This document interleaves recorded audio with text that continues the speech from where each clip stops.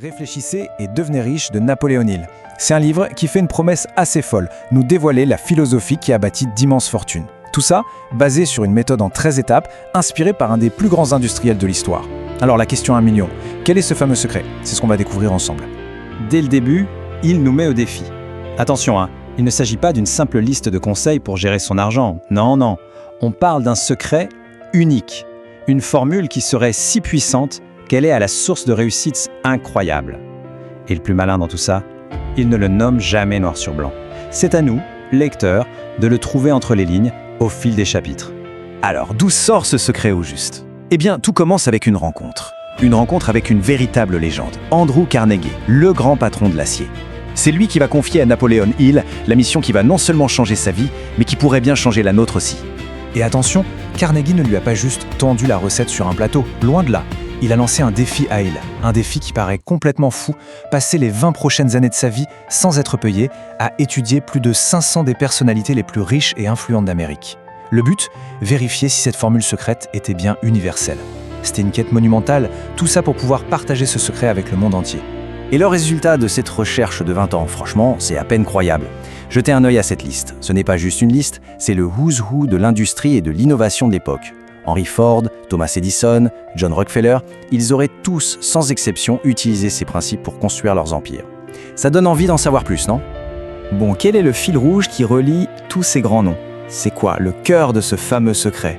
Eh bien, tout commence par une idée qui peut paraître toute simple, mais qui est d'une puissance phénoménale. Il s'agit du pouvoir de la pensée. Et là, on touche vraiment au point central. Pour Napoléon Hill, une pensée, ce n'est pas juste un truc qui nous passe par la tête. Pas du tout. C'est une force concrète, presque une chose matérielle, une énergie. Et quand cette pensée est combinée à un but super précis et à un désir, mais un désir brûlant, elle a le pouvoir de devenir réelle, de se transformer en richesse. C'est la base de tout, vraiment.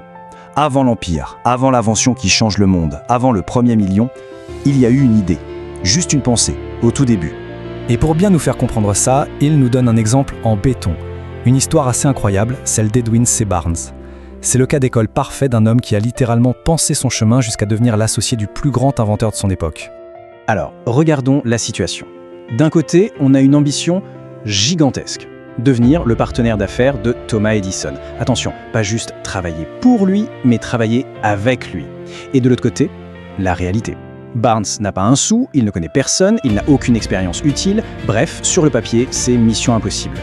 Mais c'est là que tout bascule. Edison, lui, il a vu autre chose. Il a regardé au-delà de ses vêtements usés. Il n'a pas vu un vagabond, il a vu dans ses yeux une détermination en acier trempé. Il a tout de suite compris que le désir de ce gars-là valait tous les diplômes du monde. En fait, ce qu'il a vu, c'était une pensée, une pure volonté, sur le point de devenir réalité. Barnes a dû commencer tout en bas, bien sûr, à faire les petites tâches. Mais jamais il n'a perdu son objectif de vue. Et le jour où une opportunité s'est présentée, une nouvelle machine à dicter d'Edison que personne ne voulait vendre, il était prêt. Il a sauté dessus et il l'a vendu avec un tel talent qu'il est devenu le partenaire officiel d'Edison. Le slogan de l'époque résume tout, inventé par Edison, installé par Barnes. Il a réussi, sa pensée est devenue une fortune. Ok, ça c'est l'exemple de la réussite. Mais que se passe-t-il quand cette détermination s'effrite? L'histoire qui suit est tout aussi puissante, mais elle nous montre l'autre côté de la médaille, la raison numéro 1 de la plupart des échecs. Alors imaginez la scène, on est en pleine ruée vers l'or. L'oncle d'un certain R.U. Darby trouve un filon, le jackpot. Il est persuadé d'être riche. Il emprunte de l'argent, achète tout le matériel, et puis d'un coup, plus rien. Le filon a disparu. Il creuse, rien. La déception est immense. Il baisse les bras et il vend tout son équipement pour 3 fois rien, juste pour s'en débarrasser.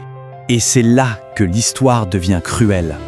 Le type qui a racheté le matériel se dit « Tiens, je vais quand même vérifier ». Il engage un ingénieur, l'ingénieur jette un œil et il découvre quoi? Que le filon n'avait pas disparu. Il avait juste dévié. Et il se trouvait à 3 pieds. Moins d'1 mètre de l'endroit où l'oncle Darby avait arrêté de creuser. Ce nouvel acheteur est devenu immensément riche. C'est une leçon terrible, mais tellement importante. La plupart des échecs ne sont en fait que des défaites passagères. Le vrai échec, le vrai ennemi, c'est cette habitude qu'on a d'abandonner dès que ça devient dur. C'est la cause numéro 1 de l'échec. Tellement de gens jettent l'éponge alors qu'ils sont à 3 pieds de l'or.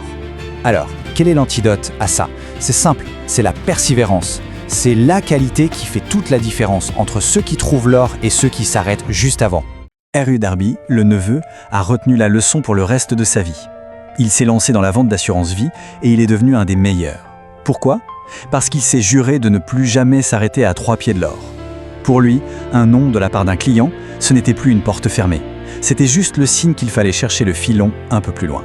Darby a même été témoin d'une autre leçon de persévérance, assez comique cette fois. Une petite fille qui demande 50 cents à son oncle, un homme connu pour son mauvais caractère. Il lui dit non, sèchement. La petite fille, au lieu de pleurer ou de partir, elle reste là, plantée devant lui. Elle ne bouge pas, le regarde droit dans les yeux et répète d'une voix forte « Maman a besoin de 50 cents ». Et devinez quoi ? L'oncle, complètement décontenancé par cette petite chose si déterminée, a fini par sortir la pièce et la lui donner. C'est le même principe, mais à une autre échelle, chez Henry Ford. Quand il a exigé de ses ingénieurs un moteur V8 coulé en un seul bloc, ils lui ont tous dit « C'est impossible, monsieur Ford ». Sa réponse est devenue une légende. « Je le veux et je l'aurai ». Et il leur a dit de continuer à chercher jusqu'à ce qu'il trouve. Sa persévérance était telle que ses ingénieurs ont fini par trouver un moyen de faire l'impossible. Donc, si on met tout ça bout à bout, l'histoire de Barnes, celle du chercheur d'or, l'obstination d'Henry Ford, les pièces du puzzle s'assemblent. On comprend que le fameux secret, ce n'est pas une astuce compliquée ou une formule magique à réciter, c'est bien plus profond que ça. C'est un état d'esprit. Et cet état d'esprit, on peut le résumer en 2 moitiés qui ne peuvent pas exister l'une sans l'autre. La première moitié, c'est le désir ardent, une obsession quasi totale pour un objectif clair et précis. La deuxième moitié, c'est la persévérance, cette ténacité à toute épreuve qui permet de continuer, peu importe les échecs et les obstacles, jusqu'à ce que le but soit atteint. Au final, la grande révélation de Napoléon Hill, c'est ça. La richesse, la vraie, elle ne se construit pas d'abord sur un compte en banque, elle se construit dans la tête. Tout part de là. Il s'agit de se forger un état d'esprit qui non seulement veut réussir, mais qui s'attend à réussir. Un mental qui ne considère même pas l'échec comme une option. Il y a une phrase célèbre du poète William Ernest Henley qui encapsule parfaitement cette idée. « Je suis le maître de mon destin, le capitaine de mon âme ». Et pourquoi ? Parce que la seule chose qu'on peut contrôler à 100%, la seule chose sur laquelle on a un pouvoir absolu, ce sont nos propres pensées. Ce qui est vraiment puissant avec ce concept, c'est qu'il est universel. Il ne dépend pas de l'argent qu'on a ou des diplômes. Il suggère que n'importe qui, avec un désir suffisamment fort et une persévérance à toute épreuve, peut accomplir des choses incroyables. Ce qui nous laisse avec une question essentielle.